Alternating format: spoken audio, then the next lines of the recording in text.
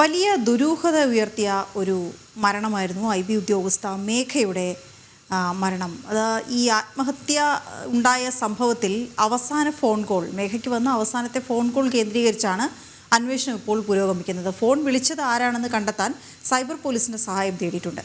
പ്രണയബന്ധം തകർന്നതാണോ കാരണമെന്നറിയാൻ സുഹൃത്തുക്കളുടെയും ബന്ധുക്കളുടെയും മൊഴിയെടുത്തു.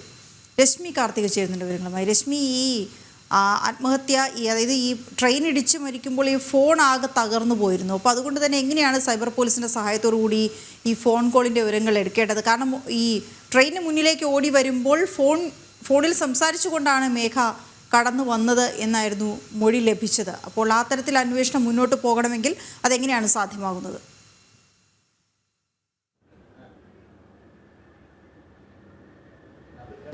വീണായി, ഈ കേസുമായി ബന്ധപ്പെട്ട്, മേഘയുടെ ആത്മഹത്യയുമായി ബന്ധപ്പെട്ട് അന്വേഷണം തുടരുകയാണ്.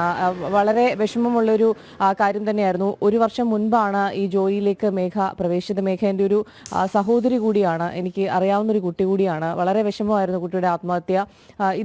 ഇതുമായി ബന്ധപ്പെട്ടുള്ള അന്വേഷണം നിലവിൽ തുടർന്നു പോവുകയാണ്. ഈ പ്രണയബന്ധം ആണോ ഇതിൻ്റെ കാരണമെന്നുള്ള ആ ഒരു സംശയം നിലനിൽക്കുന്നുണ്ട്. അതുകൊണ്ട് തന്നെ ബന്ധുക്കളുടെയും സുഹൃത്തുക്കളുടെയും ഒക്കെ മൊഴി ഇപ്പോൾ നിലവിൽ ഓരോരുത്തരെയായി പോലീസ് രേഖപ്പെടുത്തിക്കൊണ്ടിരിക്കുകയാണ്. ഈ ഫോൺ തകർന്ന നിലയിലാണ്. അതുകൊണ്ട് തന്നെ കഴിഞ്ഞ ദിവസം തന്നെ നമ്മൾ പറഞ്ഞിരുന്നു, ഇതിന്റെ അന്വേഷണം, അതായത് ഇതിന്റെ വിവരങ്ങൾ ഉൾപ്പെടെ ശേഖരിക്കുന്നതിന് വേണ്ടി സൈബർ പോലീസിന്റെ സഹായം തേടിയിരുന്നു. അപ്പോൾ അതുമായി ബന്ധപ്പെട്ട് ഉള്ള അന്വേഷണം തുടരുകയാണ്. അവസാനം മേഘ ഈ റെയിൽവേ ട്രാക്കിലേക്ക് തലവയ്ക്കുന്നതിന് മുൻപ് അതുവഴി നടന്നു പോയപ്പോൾ ഒരു ഫോൺ വിളിച്ചുകൊണ്ടാണ് നടന്നു പോയത്.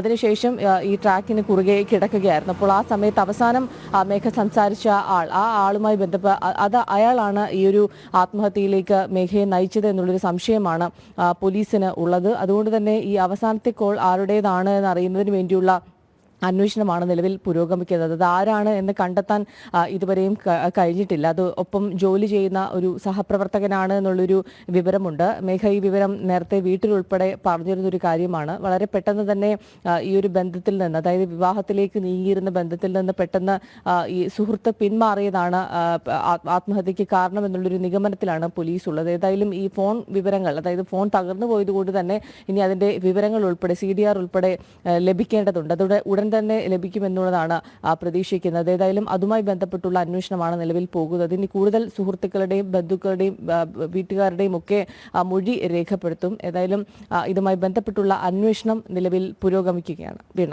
ഓക്കെ, ശരി രശ്മി.